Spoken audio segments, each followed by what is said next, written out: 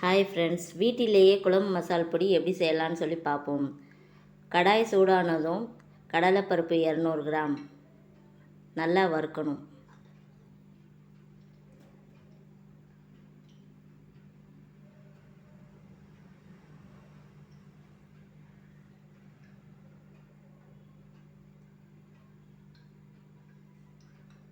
இப்போ ஒரு பாத்திரத்தில் நம்ம அதை எடுத்து வச்சுக்கலாம்.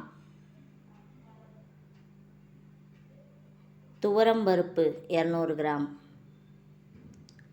நல்லா வறுக்கணும். அதையும் நம்ம எடுத்து வச்சுக்கலாம்.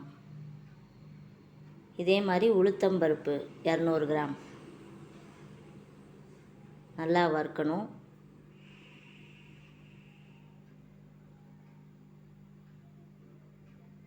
இதையும் நம்ம எடுத்து வச்சுக்கலாம். சீரகம் 200 கிராம் சீரகம் நல்லா வறுக்கணும். வறுக்கும் போதே நம்ம போட்டு 200 கிராம் சீரகம்னா அதுக்கு கொஞ்சம் குறைஞ்சி பாதியாக வரும். அந்த அளவுக்கு வறுத்து எடுத்து வச்சுக்கிறணும். மிளகு 50 கிராம் நல்லா வறுக்கணும்.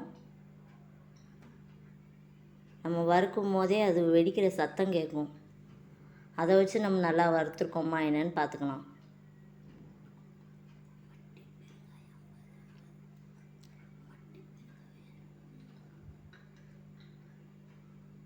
மிளகையும் நம்ம எடுத்து வச்சுக்கலாம். வெந்தயம் 50 கிராம் அதையும் நம்ம நல்லா வறுக்கணும்.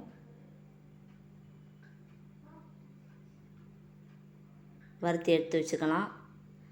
மட்டி பெருங்காயம் 50 கிராம் மட்டி பெருங்காயத்தை நம்ம நல்லா வறுக்கணும். அது வறுக்கும் போதே காப்பி கலராக இருந்தது ஒயிட் கலராக லேசாக கலர் மாறும். அந்த ஒயிட் கலர் வரவும் எடுத்து வச்சுக்கலாம். பச்சரிசி 1.5 கிளாஸ் அளவு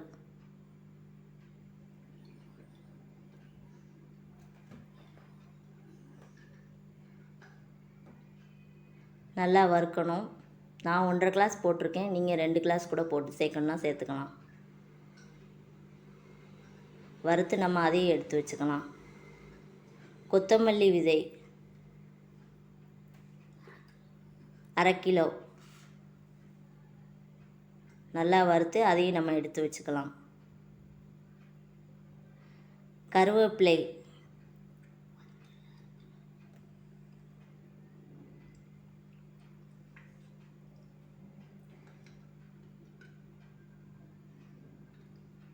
தேவையான அளவு கருவேப்பிலை.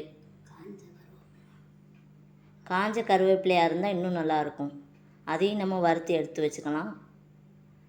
மிளகாய் வத்தல் அது ஒரு 1/2 கிலோ வத்தலை நம்ம நல்லா காய போட்டு அதையும் நம்ம எடுத்து வச்சுக்கலாம்.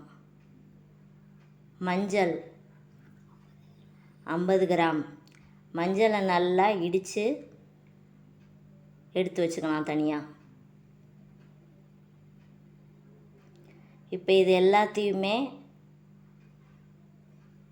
எல்லாத்தையும் ரைஸ் மில்லில் அரைச்ச உடனே மசால் பொடி ஈஸியாக ரெடி ஆயிரும். இந்த வீடியோ பிடிச்சிருந்தால் லைக் பண்ணிவிட்டு மறக்காமல் நம்ம சேனலை சப்ஸ்கிரைப் பண்ணிக்கோங்க. இதே மாதிரி இன்ட்ரெஸ்டிங்காக நம்ம சேனலை பார்க்கணும் அப்படின்னா லேர்ன் இங்கிலீஷ் ஈஸி டியூட்டர் சேனலை சப்ஸ்கிரைப் பண்ணிக்கோங்க. தேங்க்ஸ் ஃபார் வாட்சிங்.